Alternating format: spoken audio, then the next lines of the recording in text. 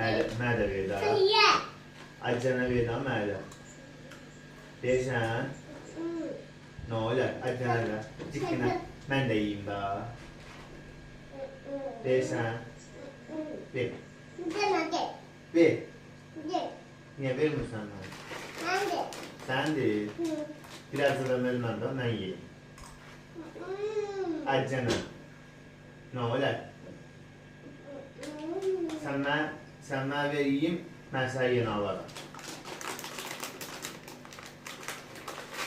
Deyirsən? Ha?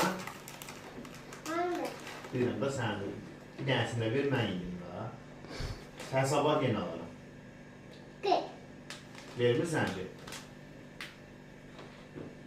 Onda mən bunu yiyirəm.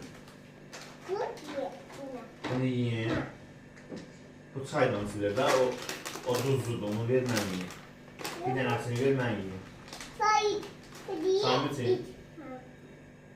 Cipsindən yiyeyim. Ver mən deyim, ver mən deyim. Əlim soğuk mu?